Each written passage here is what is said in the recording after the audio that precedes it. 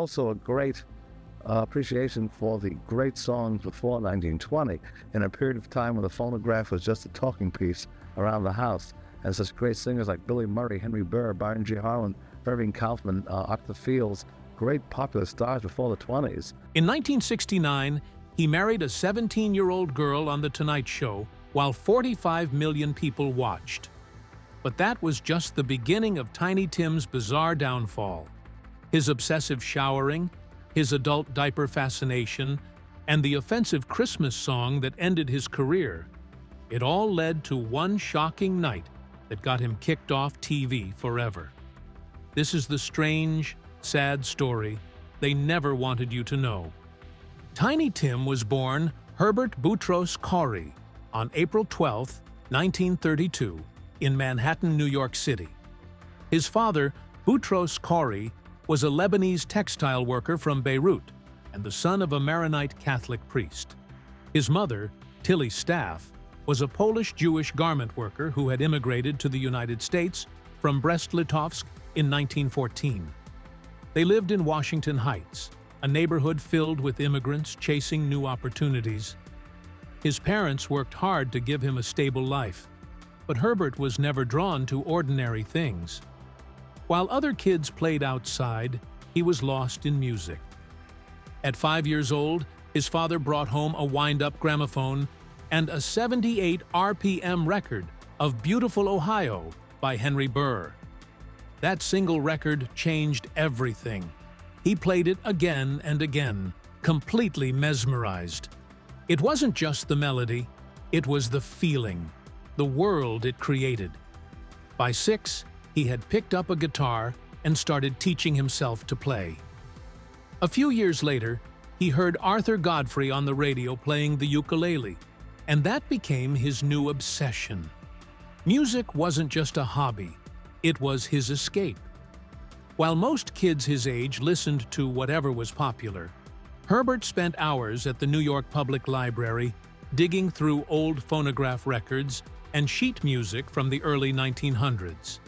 He wanted to understand the music of the past, and by his pre-teen years, he knew more about forgotten songs and artists than most historians.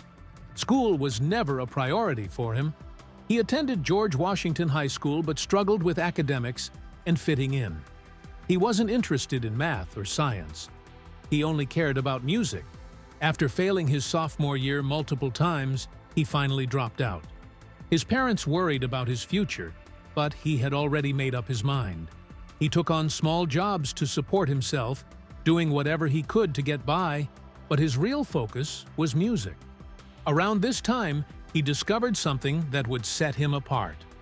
He had been listening to Rudy Vallee, a famous singer from the 1920s known for his high, almost ghostly voice. Inspired by this, Herbert began experimenting with singing in falsetto. At first it felt strange, but something about it felt right. He later called this moment a religious experience. It wasn't just a technique, it was his voice, his identity. But Herbert Khoury wasn't a name that stood out, and he knew it. He started performing under different stage names, hoping one would stick. He tried Larry Love, Derry Dover, Julian Foxglove, and Sir Timothy Timmins, believing that the right name could bring him luck. None of them worked. Then, in 1960, his manager suggested something different, a name that was simple yet ironic: Tiny Tim.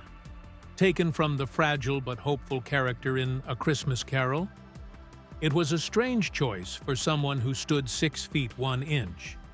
But it worked. With the name came a new identity. He grew his hair long, something that wasn't common in the 1950s. He dressed in bright, unusual clothing that made him look like he had stepped out of another era.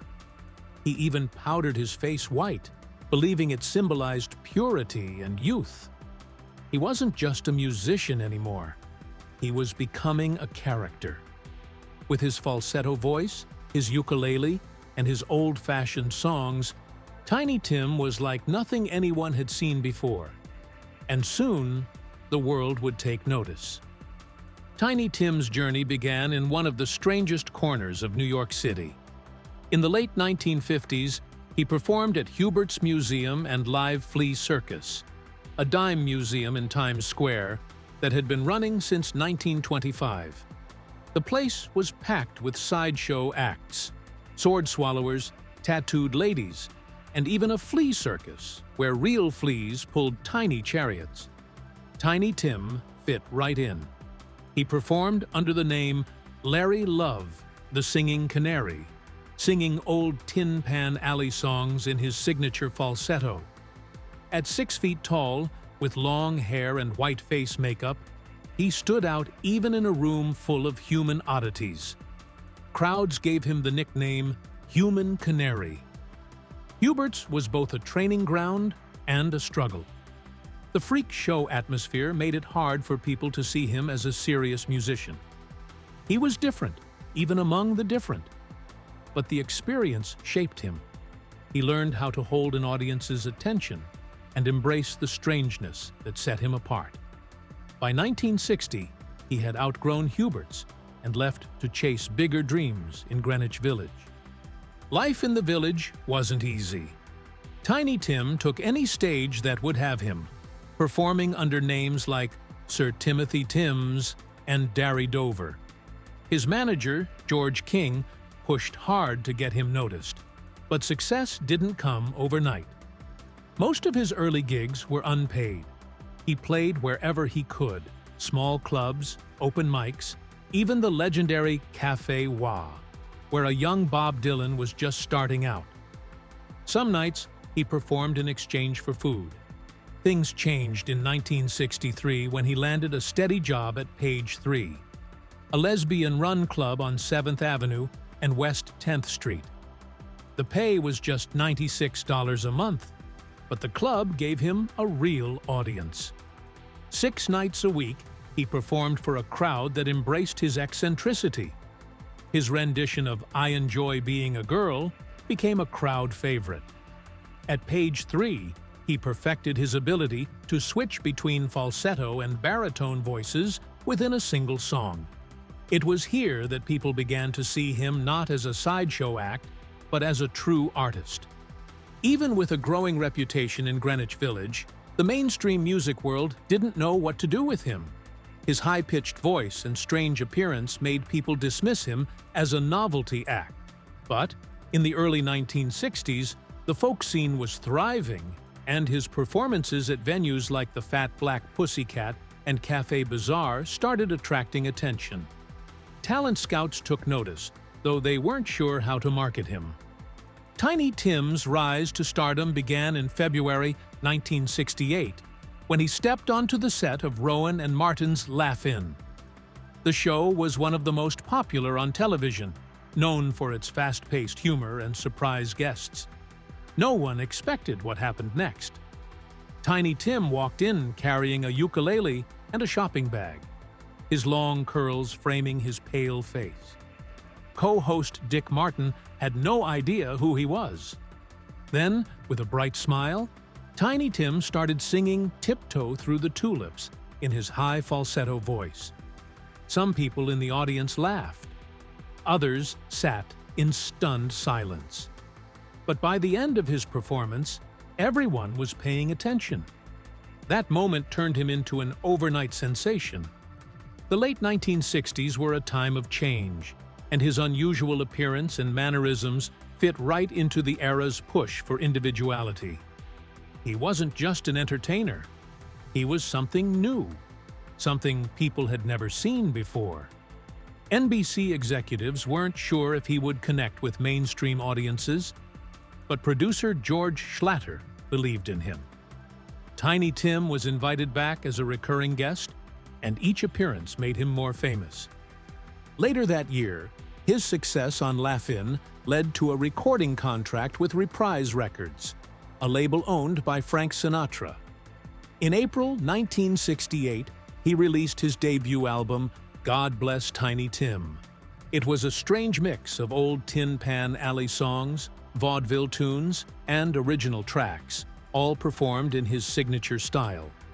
The standout song, Tiptoe Through the Tulips, became a surprise hit, reaching number 17 on the Billboard Hot 100. The album was produced by Richard Perry, who later worked with Barbra Streisand and Carly Simon. Perry added lush orchestration that gave Tiny Tim's music a grand, almost cinematic feel. Some critics praised the album for reviving forgotten American music. Others dismissed it as a joke. But the public loved it, and the album sold well. One of the most unusual songs on the record was The Other Side, a track with surreal lyrics about melting ice caps. It showed a deeper, more thoughtful side of Tiny Tim's artistry. Another song, I Got You Babe, featured him singing both parts, switching from deep baritone to high falsetto. These weren't just gimmicks. They were proof of his vocal range and theatrical creativity. By late 1968, he was everywhere. He appeared on The Ed Sullivan Show, The Jackie Gleason Show, and The Tonight Show starring Johnny Carson. Tiny Tim was a mystery to many. For mainstream audiences, he was a novelty act, a performer so strange that people couldn't tell if he was serious or playing a joke. But for others, he was something more. Bob Dylan and Andy Warhol saw him as an artist, someone who was bringing forgotten music back to life. Even legends like Bing Crosby and Frank Sinatra respected his deep knowledge of early American songs. Not everyone was a fan. Some critics called him a gimmick, saying he used his eccentricities to cover up a lack of talent. To them, he was just a bizarre figure who had gotten lucky. But no matter what people thought of him, he had become a cultural phenomenon. Whether they were laughing at him or cheering for him, they were all watching. Tiny Tim became one of the most unforgettable guests on The Tonight Show starring Johnny Carson, appearing more than 20 times between 1968 and the early 1970s. His first appearance in April 1968 changed everything. Carson introduced his debut album, God Bless Tiny Tim, and almost immediately, it sold over 200,000 copies. His song, Tiptoe Through the Tulips, became a surprise hit, reaching number 17 on the Billboard charts. At 6'1" with long hair and a falsetto voice, Tiny Tim was unlike anyone audiences had seen before. He played old-fashioned songs on his ukulele and brought a mix of eccentricity and real musical talent. His performances left people fascinated, and even Carson seemed caught between amusement and amazement. Viewers couldn't get enough. NBC received so many letters asking for more that Tiny Tim became a regular guest. Carson enjoyed the energy Tiny Tim brought to the show. He was unpredictable. One moment he would be singing a love song from the 1920s. The next he would say something completely unexpected. This made him a guest that audiences had to see. But while many people loved him, others weren't sure if he was serious or playing a character. Either way, he was one of the most talked about figures of the time. By the mid-1970s, things changed. Public tastes moved toward rock music and mainstream pop. The novelty that had made Tiny Tim a star started to wear off. His appearances on The Tonight Show became less frequent, and his fame began to fade. But his time with Carson had already made history. On December 17, 1969, Tiny Tim had his biggest moment yet. He married 17-year-old Victoria Buddinger, known as Miss Vicky, live on The Tonight Show. It was a television event like no other. An estimated 45 million people tuned in, nearly 1/4 of the U.S. population. In the 1960s, only the moon landing had drawn more viewers. Carson made sure everyone knew it was real. During his monologue that night, he told the audience, "People have thought we've been kidding about Tiny Tim being married on the show. We are not." The set was decorated with thousands of Dutch tulips.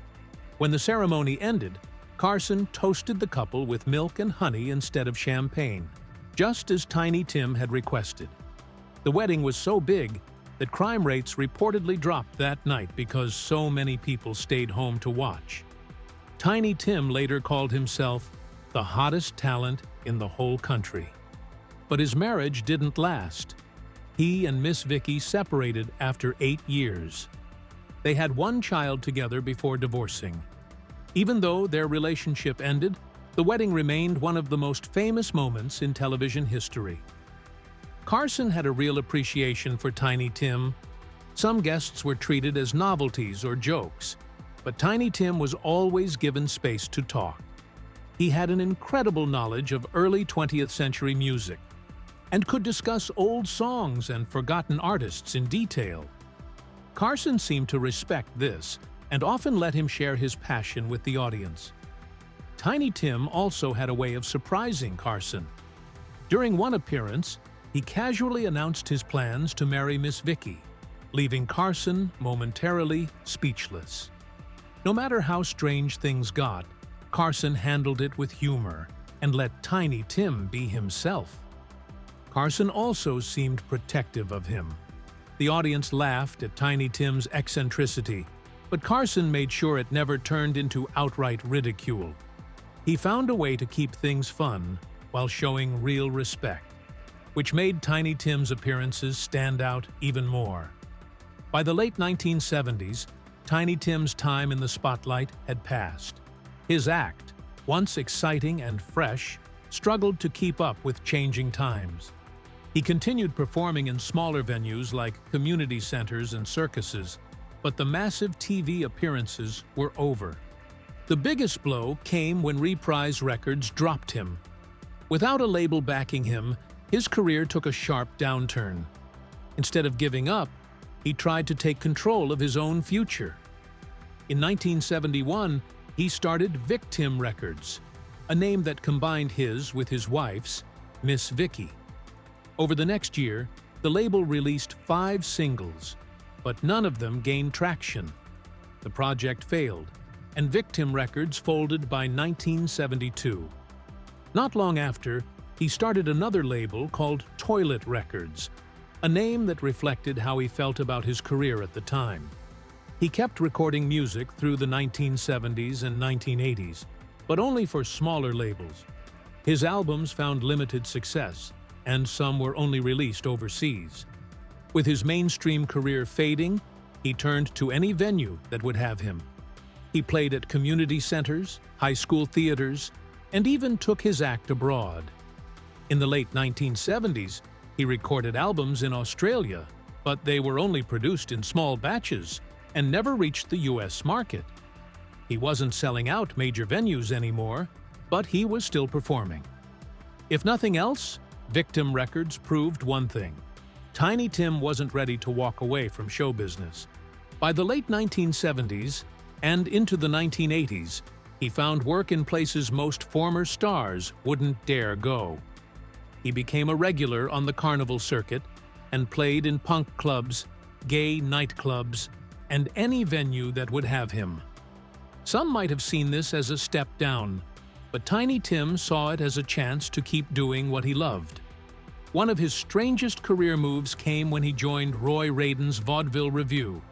This traveling show featured forgotten stars and odd novelty acts performing in small venues across America.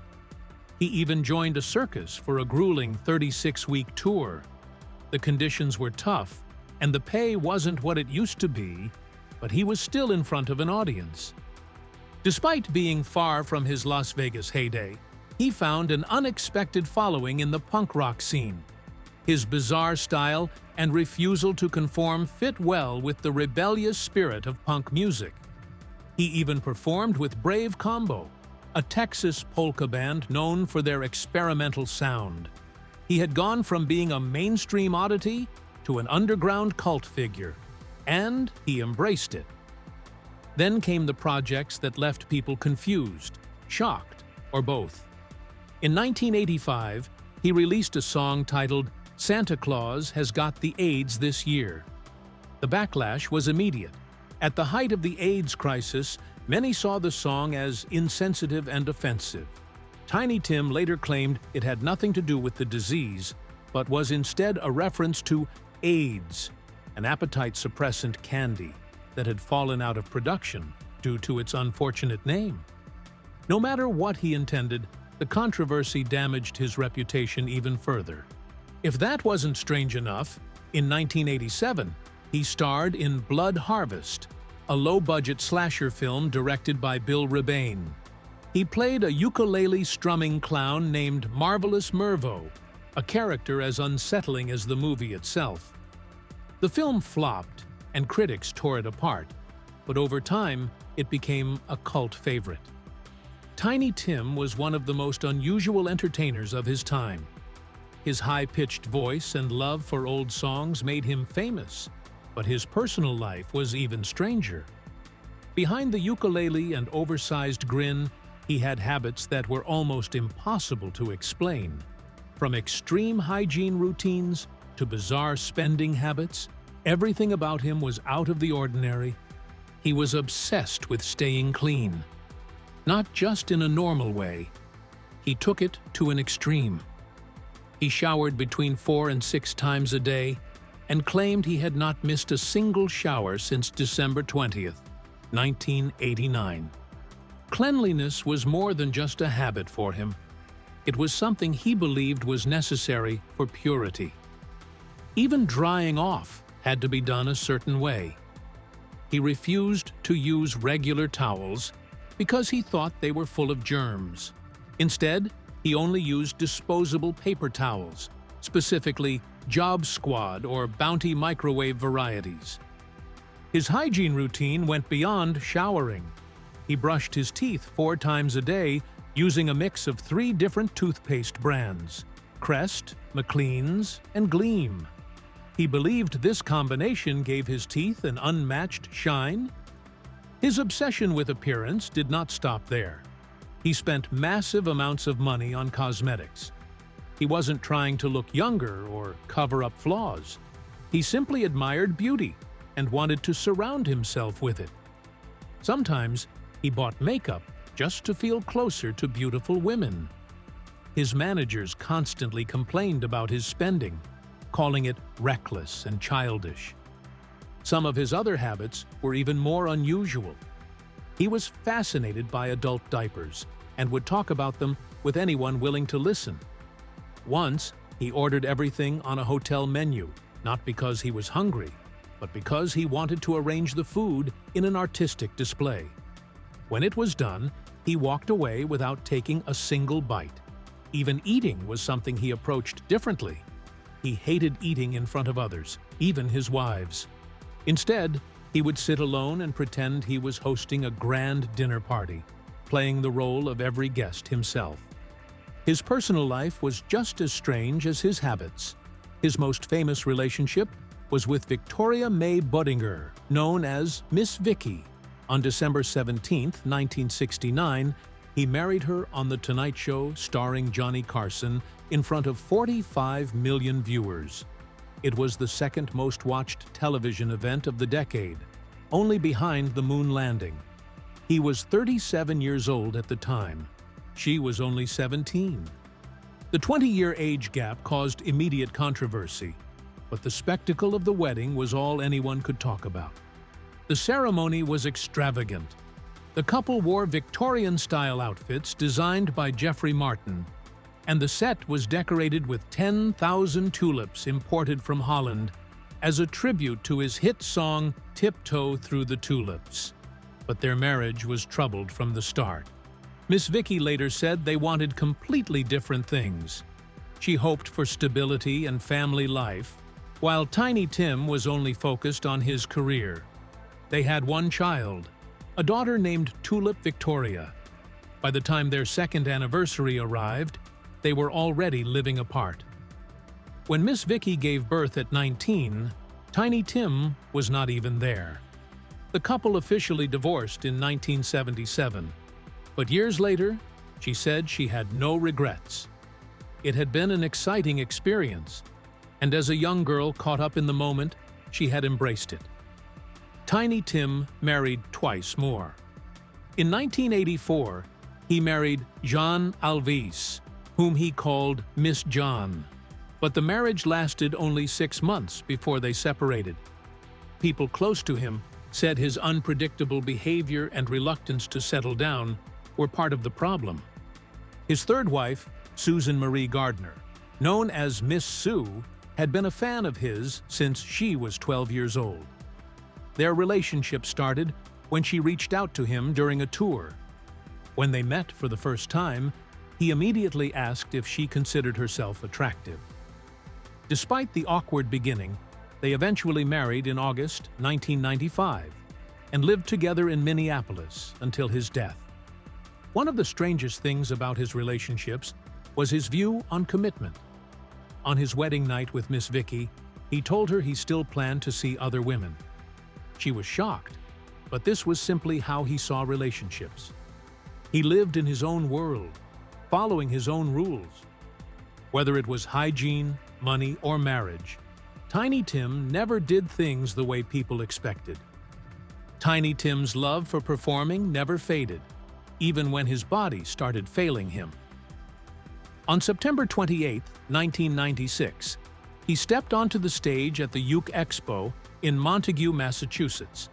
He was 64 years old and had spent decades entertaining crowds with his ukulele and signature falsetto. That night, he barely made it through his first song.